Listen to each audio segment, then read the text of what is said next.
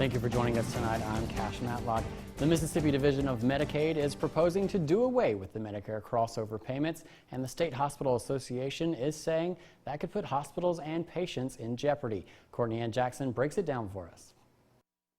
Some patients are eligible for Medicare and Medicaid, typically low-income elderly and disabled individuals. Medicare pays part of their bill and Medicaid fills in the gap. But the Mississippi Division of Medicaid wants to end those crossover payments. And will actually be decreasing reimbursement to providers by about $32 million. The Mississippi Hospital Association is asking Medicaid to withdraw its proposal. First reason, they say it violates state law. It already clearly states in House Bill 71 that Medicaid will not be able to move to a reduction in crossovers without legislative approval. I've not seen a bill passed by the legislature that allowed them the authority to do that. But then there's the impact on the patients. You could see actually services being limited. You could see certain services that were being offered eliminated. You've got a number of issues. When reimbursement goes down that significantly, certainly the hospital will have to make some form of adjustments to keep the doors open. And the impact on already cash-strapped hospitals? A number of these patients would be living in rural areas. So you're looking at a pretty significant impact on your small rural hospitals, which ironically we're trying to find ways to help, but it seems like for some other reason now we're trying to take reimbursement away from them. I don't really understand that. I requested a statement on the proposed amendment to the state plan from the Mississippi Division of Medicaid, but was told they don't currently have a statement or comment at this time. Courtney Ann Jackson, WCBI News.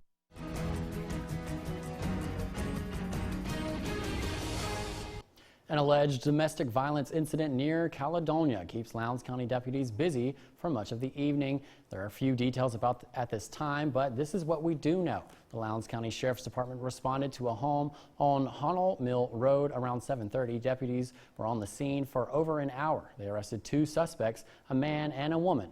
Stay with WCBI Sunrise and Midday for more information as this case develops. The victim in a Monday night shooting death in Tupelo has been identified. Coroner Carolyn Green says the victim is 27-year-old Santonio Caruthers. Officers responded to a shooting at Nathaniel Place Apartments about 11:30. They're interviewing a person of interest, but no arrests have been made at this time. The investigation is still open. A Memphis man is charged with a sex crime after a family argument reveals he is having a sexual relationship with a minor. 30-year-old Antoine Kearney is charged with statutory rape.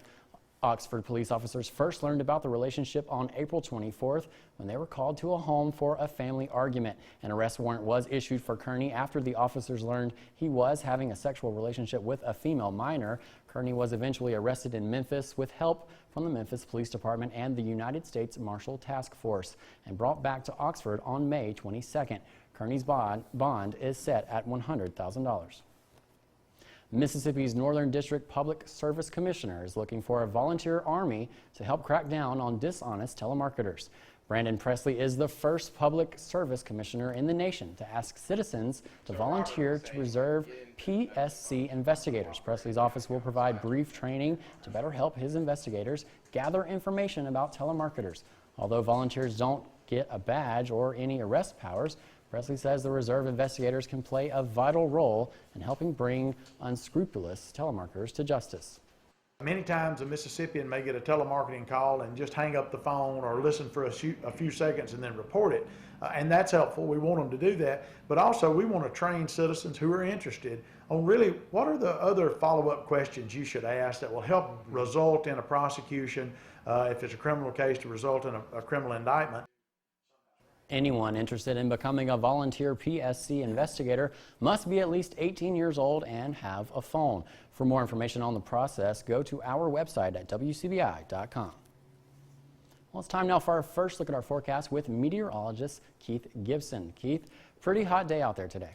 Another steamer, another scorcher, a steamy day. Still pretty steamy out there right now. 77 in the city of Columbus, mainly quiet. Starkville down to 73, but other locations still in the low 80s like Tupelo at 81 degrees. Futurecast shows a mix of clouds and stars tonight. Overall mainly clear.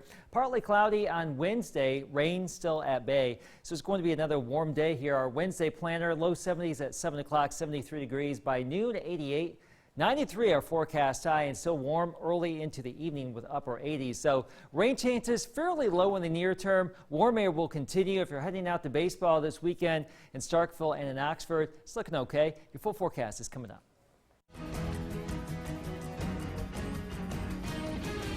The video has now gone viral. A campground employee in Oktibbeha County displaying a gun while telling a couple and their dog to leave the property. I sat down with the couple at the center of the video to find out how their planned picnic turned into a frightening ordeal. You can feel the intents behind it, you know, and so I felt it. I felt the heat from it. I felt it in her eyes. I knew exactly what it was. Jessica Richardson says she and her husband were looking to spend the holiday weekend picnicking with their dog, possibly even renting a cabin. She says they Googled a nearby Campgrounds of America location and decided to drive there. And that's when things took a turn for the worse. She jumped out and the gun was pointed at me, my husband, and our dog. It was just pointing at us. And one finger was on the trigger.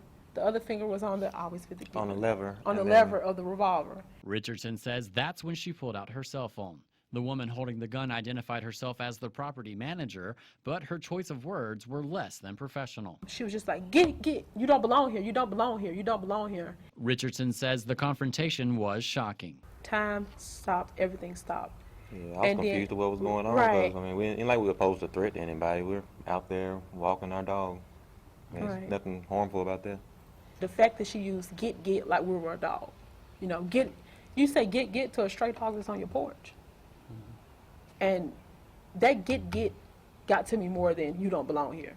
On the way out, they spoke to another campground employee outside of the office who turned out to be the woman's husband. So I get out, start talking to him, and he says, first thing he says, oh no, you don't need a reservation for the lake. And then she pulls up, when she flies pulling up, hops out the car, and then proceeded to yell at my wife. Get in the car, get in the car. You get in the car, you need to get back in the car, and like cussing her out, and she's not even saying anything. With signs at the front entrance and two different stories from employees, the Richardsons were confused, horrified, and disappointed. The Army National Guard sergeant recently returned home from a 9-month deployment in the Middle East. It's kind of crazy. You go over there, don't have a gun pointed at you, and come back here, and the first thing happens, you have a gun pointed at you. I mean, it's kind of crazy to think about.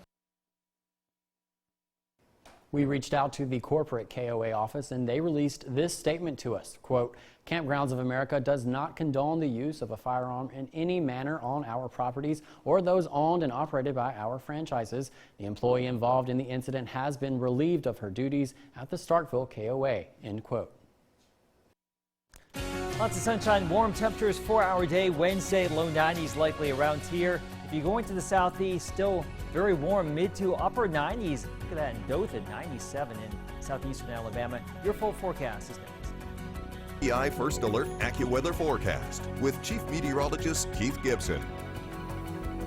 It's a warm evening out there. Temperatures currently, as of the 10 o'clock hour, range from the mid 70s to low 70s.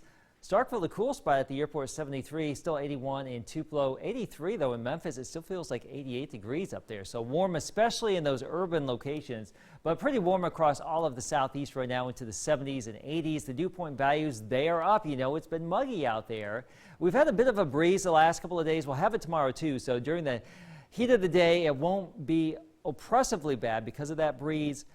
But it's still going to be hot. 70 degrees or so tonight. Some of you dip into the upper 60s. 93 tomorrow. We were in that ballpark today. Guess what? Same story tomorrow. Winds from the south and southwest at 5 to 15. So 92 in Tupelo, 91 in Aberdeen there. Winds from the south and southwest at 5 to 15, as I just mentioned. Basically uniform temperatures across our region. No real chance of rain tomorrow. We had a few isolated showers today. We'll actually have a better chance for a few isolated showers as we get into Thursday, maybe even a storm too. But right now, that blue H right there, high pressure, it is protecting us. This is the classic ring of fire situation. We have high pressure, sunny skies here, but around the periphery of it, all the way from the high plains to the Great Lakes to New England, Severe weather, and these are the reports again today. Almost 20 reported tornadoes, a lot of them clustered out there in Kansas, a few over here in New England, lots of wind, lots of hail, but nothing down here in the core of the southeast. And that will be the general trend for tomorrow too. We are protected, stronger storms back to the north, northeast, and northwest. Let me show you that with Futurecast tomorrow. Partly cloudy, showers and storms back here into Arkansas. Some of those could be on the hefty side.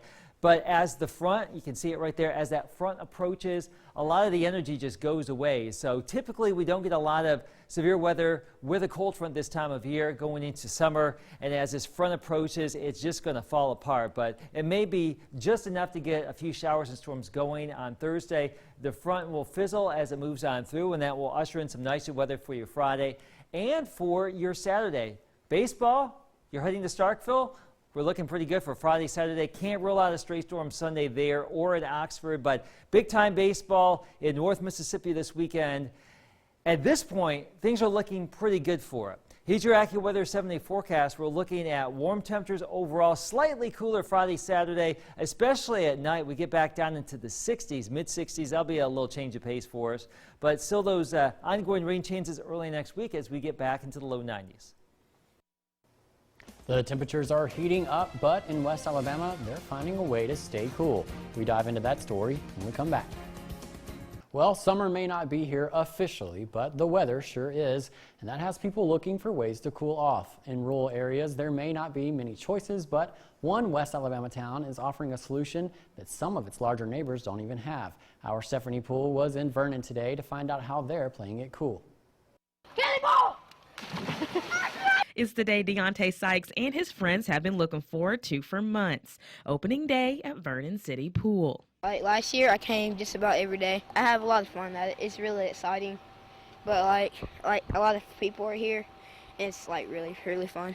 Parks and Recreation Director Zach Gainey says the pool is not only fun, but it is also a great way for kids to stay active when school is out. It provides an inexpensive way for kids to get out and have a better summer experience and make new friends and have a safe environment to enjoy their break-in.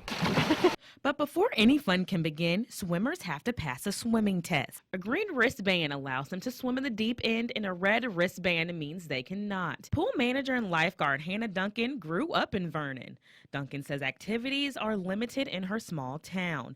That makes the pool that much more important to the community. There's not really much we don't have a movie theater, so it gives them something to do during the day, and they can interact with like other kids. She also came to Vernon City Pool when she was younger. It was really popular when I was a kid, so I was here almost every day. Nowadays kids are on cell phones, they just stay at home and do nothing all day, so I'd really like to see kids, being kids again. Vernon City Pool is open 11 a.m. to 5 p.m. Monday through Saturday. Big news for the Bulldogs. One of its stars returning for another season. The latest on Reggie Perry. Next in sports.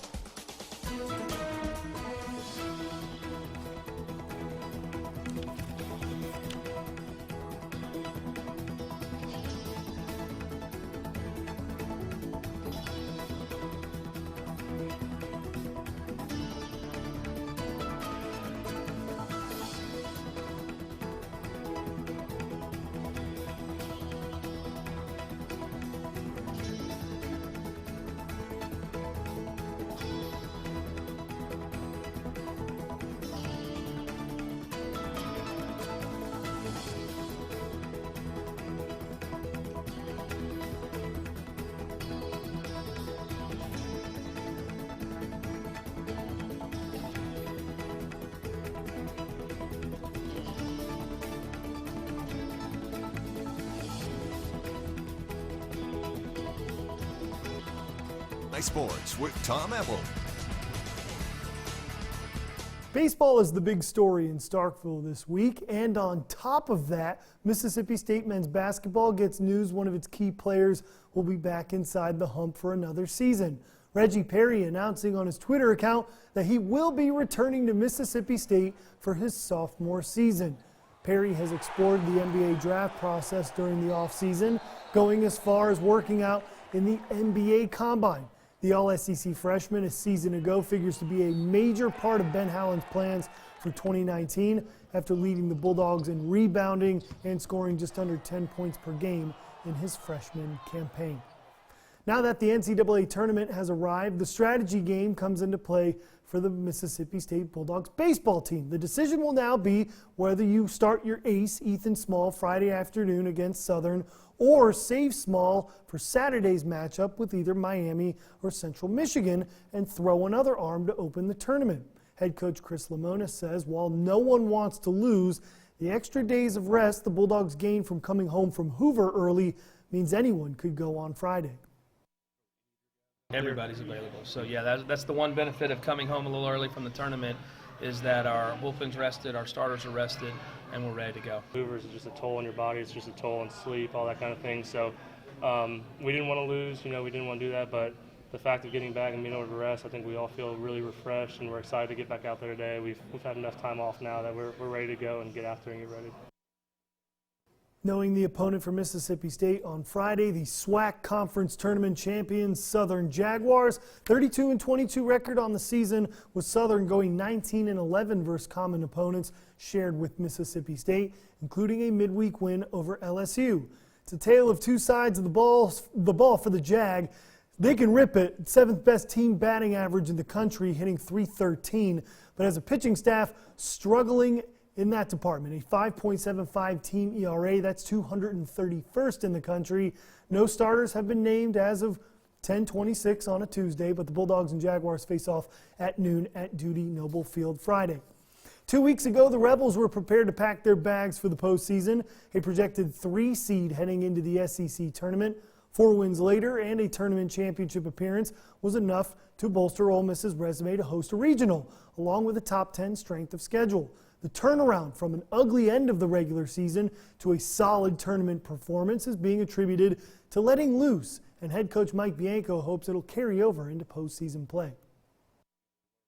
We learned, kind of found ourselves, and I think one of the key, components of that was just playing the game. Getting back to doing that. We did that early in the season, but when we had some adversity at the end of the year, we made it really tough on ourselves. But again, proud of the way we played, and hopefully we'll continue to play like that. Just take a little bit of pressure off ourselves. We have a really talented team, and just have confidence in ourselves and not try to press too much, because we do have a lot of good arms, a lot of good hitters. Just go out there and be confident in what we have. The Rebels will take on Jacksonville State Friday night for its regional opener. We just talked about starting pitchers. None have been announced yet for Ole Miss or Jacksonville State. Of course, the Rebels will have to decide between Doug Nikhazy, Will Etheridge, and Gunnar Hoagland. Those are some possibilities, especially with Etheridge pitching on Sunday against Vanderbilt in the SEC Tournament Championship. But taking a look at Jacksonville State, the OVC Conference Tournament champs, 37-21 record, 2-4 this year versus SEC teams with wins in the midweek against Georgia and Auburn. Middle of the pack statistically, 271 team batting average, 123rd nationally, and a 4.3 team ERA, 85th in the country. In terms of this regional, the winner or loser will advance to face Illinois or Clemson. And we were talking about that starting pitching. Clemson deciding to hold its ace until Saturday, so we'll see how that impacts the Oxford Regional. ICC Baseball's Jackson Lancaster officially becomes a part of SEC Baseball. The standout center fielder signing to join the Missouri Tigers.